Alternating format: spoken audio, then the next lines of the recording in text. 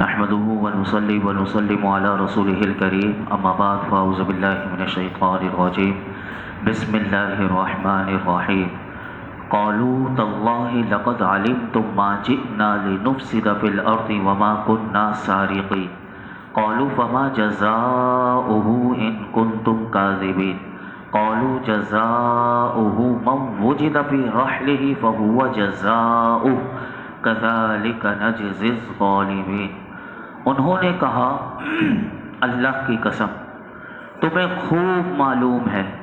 کہ ہم زمین میں فساد کرنے نہیں آئے اور نہ ہی ہم چور ہیں۔ اعلان کرنے والوں نے کہا اگر تم جھوٹے ہوئے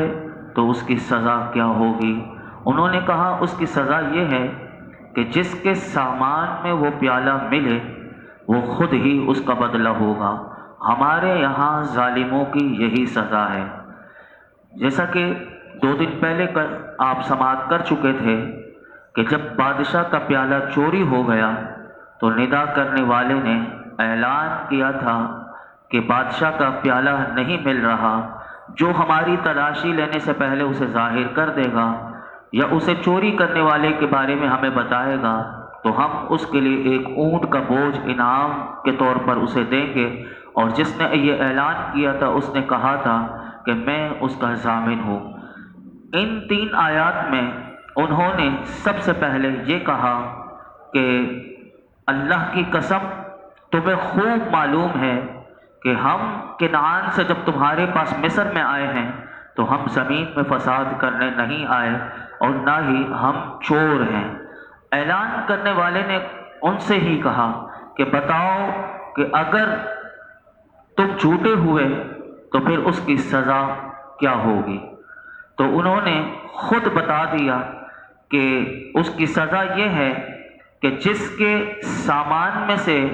وہ پیالہ ملے تو فرمایا کہ اس کے بدلے میں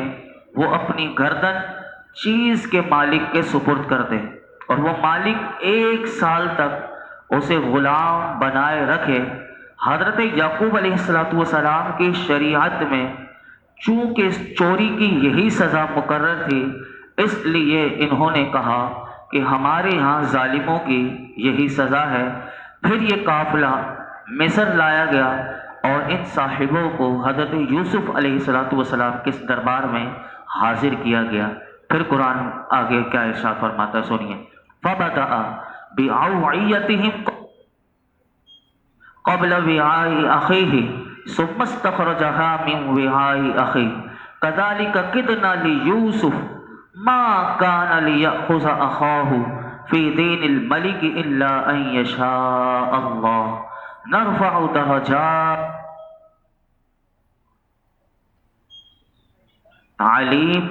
تو حضرت یوسف علیہ السلام نے اپنے بھائی کے سامان کی تلاشی لینے سے پہلے دوسروں کی تلاشی لینا شروع کی،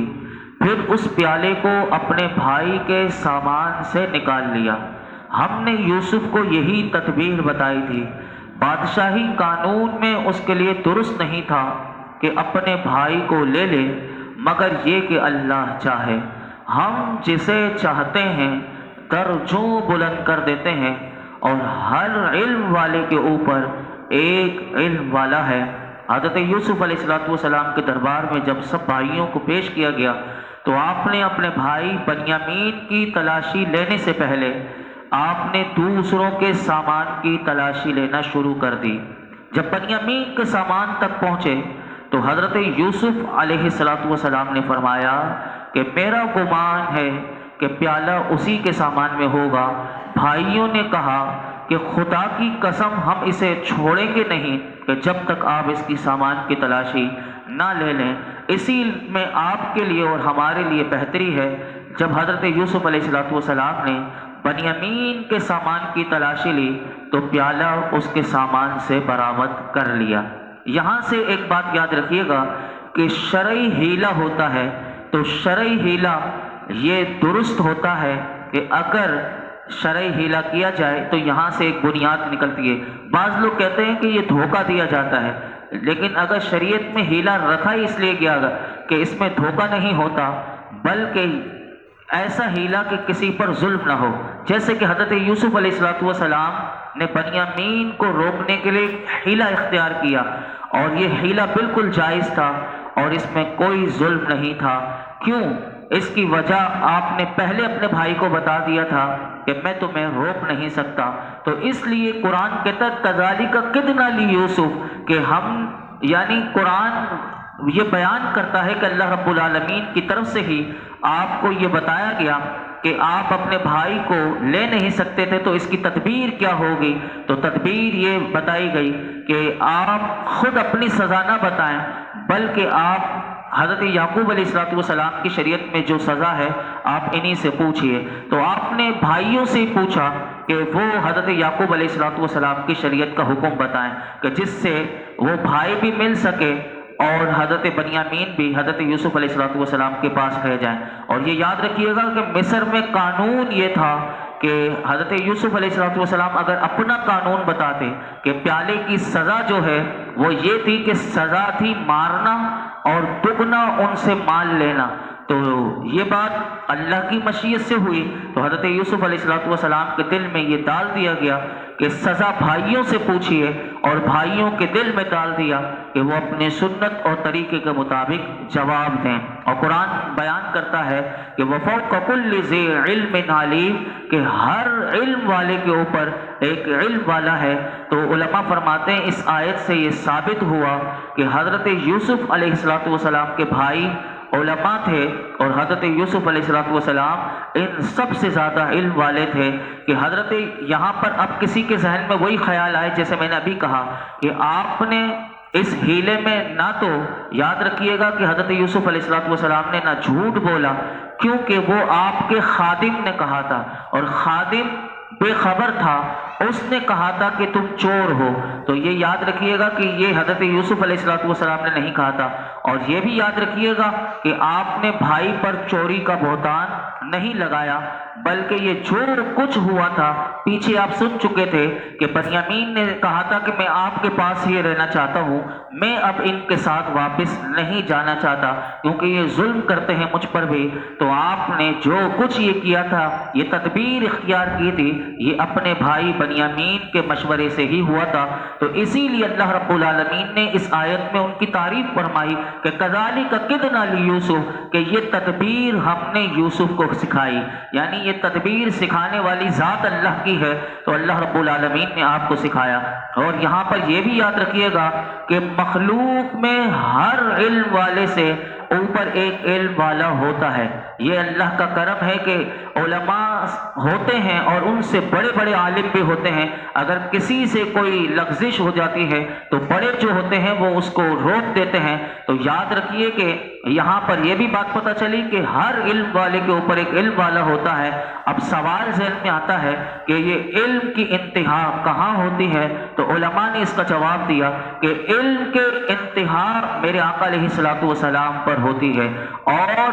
حضور سے زیادہ یعنی تمام جو سب سے زیادہ علم والا ہے بے انتہا، تو وہ ہمارا رب ہے جو خالق ہے اور جو مالک ہے۔ تو یہاں پر یہ بات یاد رکھیے گا، جیسا کہ حضرت عبداللہ بن عباس رضی اللہ عنہما بھی فرماتے ہیں کہ ہر عالم کے اوپر اس سے زیادہ علم رکھنے والا عالم ہوتا ہے، کہ یہاں تک کہ یہ سلسلہ اللہ تک پہنچتا ہے اور اس کا علم سب کے علم سے برتر ہے۔ آگے ارشاد فرمایا قالوا ان يسرق فقد سرق اخ له من قبل فاسرها يوسف في نفسه ولم يبدها لهم قال انتم شر مكانا والله اعلم بما تصفون۔ بھائیوں نے کہا کہ اگر اس نے چوری کی ہے تو بے شک اس سے پہلے اس کے بھائی نے بھی چوری کی تھی۔ تو یوسف نے یہ بات اپنے دل میں چھپا رکھی اور ان پر ظاہر نہ کی، اور دل میں کہا کہ تم انتہائی درجے کے گھٹیا آدمی ہو، تم انتہائی گھٹیا درجے کے آدمی ہو، اور اللہ خوب جانتا ہے کہ جو باتیں تم کر رہے ہو۔ جب پیالہ بنیامین کے سامان سے نکلا تو بھائی شرمندہ ہوئے، انہوں نے سر جھکایا اور کہا کہ سامان میں پیالہ نکلنے سے سامان والے کا چوری کرنا تو یقینی نہیں، بعض اوقات ایسا ہی ہوتا ہے کہ کسی نے رکھ دیا ہوتا ہے، تو یہ بات بھی پتہ چلی کہ کسی کی پاس سے اگر کوئی سامان نکلے تو اسے چور نہیں کہا جا سکتا۔ تو یہاں پر یہ بھی پتہ چلا کہ سامان میں پیالہ نکلا تھا، لیکن پیالہ نکلنے سے سامان والے کا چوری کرنا تو یقینی نہیں تھا۔ لیکن اگر یہ فعل بھائیوں نے کہا کہ بنیامین کا ہے، تو پھر بھائیوں نے یہ کہا کہ بے شک اس سے پہلے اس کے بھائی حضرت یوسف نے بھی چوری کی تھی۔ اب یہ کون سی بات ہے کہ حضرت یوسف علیہ السلام نے چوری کی تھی معاذ اللہ، اور وہ اس کو مفسرین نے لکھا کہ یہ بھائیوں نے یوسف علیہ السلام کی طرف چوری کی نسبت کیوں کی، تو اس کی وجہ یہ تھی، مفسرین کہتے ہیں اس کا واقعہ یہ ہے کہ حضرت یوسف علیہ السلام کے نانا کا ایک بت تھا کہ جس کو وہ پوجا کرتے تھے، تو حضرت یوسف علیہ السلام نے چپکے سے وہ بت لے لیا تھا اور آپ نے اسے توڑ کر گندگی میں ڈال دیا تھا۔ تو یہ حقیقت میں چوری نہیں تھی بلکہ بت پرستی مٹانا تھی، لیکن بھائیوں کا اس کا ذکر کرنے سے مقصد یہ تھا کہ ہم لوگ بنیامین کے سوتیلے بھائی ہیں، یہ فعل ہو تو شاید بنیامین کا ہو، نہ ہماری اس میں شرکت ہے اور نہ ہمیں اس کی اطلاع ہے۔ یہ وہ لوگ ہوتے ہیں کہ بعض اوقات ہمارے معاشرے میں بھی ایسا ہوتا ہے کہ کبھی کوئی فعل ہو جائے تو جو اپنے قریبی ہوتے ہیں، دوست بھی ہوتے ہیں، وہ بھی پیچھا چھڑا کے چلے جاتے ہیں اور ایسا نکل جاتے ہیں جیسے کہ یہاں پر انہوں نے کہا کہ اگر یہ فعل بنیامین کا ہے تو اس میں نہ ہمیں شرکت ہماری ہے اور نہ اس میں ہمیں اس کی اطلاع ہے۔ حضرت یوسف علیہ السلام نے جب بھائیوں کی طرف سے یہ بات سنی تو آپ نے، کیونکہ ابھی راز بتانا نہیں تھا، تو آپ نے اپنے دل میں یہ بات چھپائی، قرآن کہتا ہے، اور اپنے قول اور فعل سے کسی طرح سے بھی اظہار نہ ہونے دیا اور صرف اپنے دل میں کہا۔ قرآن اس کو بھی بتاتا ہے، آپ نے کہا کہ تم حضرت یوسف اور ان کے بھائی کے مقابلے میں انتہائی کم درجے کے آدمی ہو، کیونکہ تم نے اپنے بھائی کو اپنے والد سے چرا لیا، یعنی اپنی طرف بھی نسبت کر کے بتا رہے ہیں کہ میں تو تمہارا بھائی تھا، لیکن تم نے اپنے بھائی کو اپنے والد سے چرا لیا اور اپنے بھائی پر ظلم بھی کیا۔ تم اپنے بھائی کے معاملے میں جو کچھ کر رہے ہو، آپ نے فرمایا کہ اللہ رب العالمین اسے خوب جانتا ہے۔ پھر کیا ہوا؟ ایک آیت بیان کر کے دو آیت میں اپنی گفتگو سمیٹتا ہوں۔ قالوا یا ایھا العزیز ان لہ ابا شیخا کبیرا فخذ احدنا مکانہ انا نراک من المحسنین قال معاذ اللہ ان نأخذ الا من وجدنا متاعنا عنده انا اذا لظالمون۔ انہوں نے کہا اے عزیز، حضرت یوسف علیہ السلام کو، کیونکہ وہ عزیز مصر بن چکے تھے، اب اس کی جگہ پر آئے تھے، تو انہوں نے کہا اے عزیز، بے شک اس کے بہت بوڑھے والد ہیں، تو آپ اس کی جگہ یعنی بنیامین کی جگہ ہم میں سے کسی کو لے لیں، بے شک ہم آپ کو احسان کرنے والا دیکھ رہے ہیں۔ یوسف نے فرمایا اللہ کی پناہ کہ جس کے پاس ہم نے اپنا سامان پایا ہے اس کے علاوہ کسی اور کو پکڑیں، ایسا کریں جب تو ہم ظالم ہوں گے۔ حضرت یعقوب علیہ السلام کی شریعت میں اگرچہ چور کی سزا یہ تھی کہ اسے غلام بنا لیا جائے، لیکن یاد رکھیے کہ ایک یہ بھی تھا کہ اگر فدیہ دے دیا جائے تو معاف کر دیا جائے، یہ بھی جائز تھا۔ یہ دونوں باتیں تھیں۔ اس لیے بھائیوں نے کہا کہ اے عزیز، اس کے والد جو ہیں وہ عمر میں بہت بڑے ہیں اور اس سے محبت بڑی رکھتے ہیں، اور اسی بنیامین سے ان کے دل کو تسلی ہوتی ہے، آپ ہم 10 میں سے کسی ایک کو غلام بنا کر یا فدیہ ادا کرنے تک رہن کے طور پر رکھ لیں، بے شک ہم آپ کو احسان کرنے والا دیکھ رہے ہیں کہ آپ نے ہمیں اس ملک میں، ملک مصر میں عزت بھی دی، کثیر مال بھی عطا کیا، اور ہمارا جو مطلوب تھا وہ اچھی طریقے سے پورا کیا، اور ہمارے غلے کی قیمت بھی ہمیں لوٹا دی۔ یہ ساری باتیں بھائیوں نے کہا تو حضرت یوسف علیہ السلام نے کہا اس بات سے میں اللہ کی پناہ مانگتا ہوں کہ جس کے پاس سے ہم نے اپنا سامان پایا ہے اس کے علاوہ کسی اور کو پکڑیں، کیونکہ تمہارے فیصلے کے مطابق ہم اسی کو لینے کے مستحق ہیں کہ جس کے سامان میں سے ہمارا مال ملا ہے۔ اگر ہم اس کے بجائے دوسرے کو لے لیں تو یاد رکھو یہ تمہارے دین میں ہی ظلم ہے، لہٰذا تم اس چیز کا تقاضا کیوں کرتے ہو کہ جس کے بارے میں جانتے ہو کہ وہ ظلم ہے۔ پھر کیا ہوا کہ یہ جواب ملا تو بھائی مایوس ہو گئے، اب کس منہ سے حضرت یعقوب علیہ السلام کے پاس جائیں اور بتائیں کہ کیونکہ وہ وعدہ کر چکے تھے کہ بنیامین کو واپس لائیں گے، لیکن اب بنیامین تو رک گئے، اور بھائی اب کیا حضرت یعقوب علیہ السلام کو جواب دیں گے؟ اور پھر حضرت یعقوب علیہ السلام اس کے جواب میں کیا جواب دیتے ہیں؟ ان کے سوال اور ان کے بتانے پر آپ کیا بتاتے ہیں؟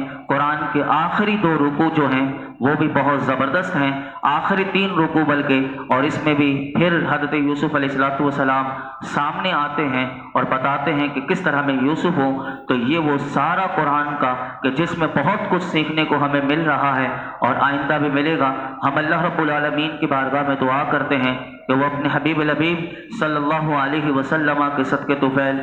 ہمیشہ ہمیں حق بولنے کی توفیق عطا فرمائے اور قرآن حکیم سے وابستہ رہنے کی توفیق عطا فرمائے۔